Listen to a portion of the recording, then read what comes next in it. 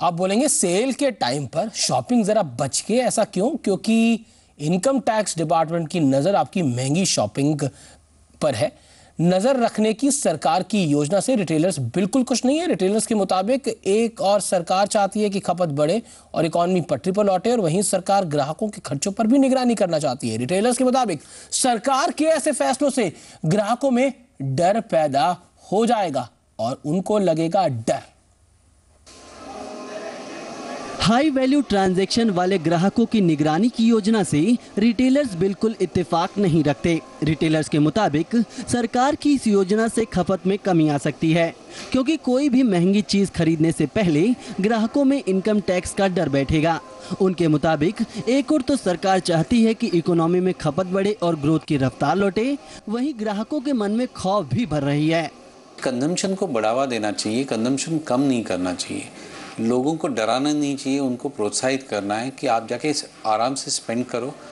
Retailers high value transaction की trekking के खिलाफ हैं, क्योंकि डर है कि टैक्स अधिकारियों को बिना वजह उन्हें तंग करने का मौका मिल जाएगा।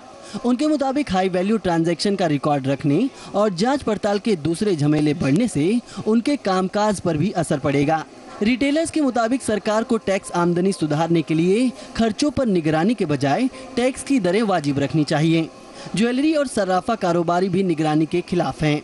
गोल्ड 70 से 75% गोल्ड रूरल एरिया बाइंग करती है, जिसके पास डीमैट अकाउंट नहीं होता है, बैंक अकाउंट नहीं रहता है। काफ़ी बार भी मैं कह चुका हूँ, उनके लिए कोई पाबंदी नहीं है और बेसिकली गोल्ड वही खरीदते हैं। सरकार हाई वैल्यू ट्रांजैक्शन की ट्रैकिंग के लिए पहले भी कोशिश कर चुकी है, हालांकि इससे कुछ खास फायदा नहीं हुआ है, क्योंकि ट्रांजैक्शन की ट्रैकिंग और दूसरी कार्रवाइयाँ आसान नहीं साबित हुई। आप यदि महंगी चीज़ों के शौकीन हैं और नई महंगी चीज़ खरीदने का मन बना रहे हैं तो ध्यान रखिए, आपकी हर ट्रांजैक्शन पे आप इनकम टैक्स की नज़र है। तरुण शर्मा, जी बिजनेस, मुंबई। तो आप तरुण के पीछे जो गाड़ी देख रहे थे, अगर वो खरीदने की सोच रहे हैं तो थोड़ा ध्यान से खरीदिएगा, क्योंकि समस्या हो सकती है। केडिया साहब, एक चीज मैं जानना चाह रहा था।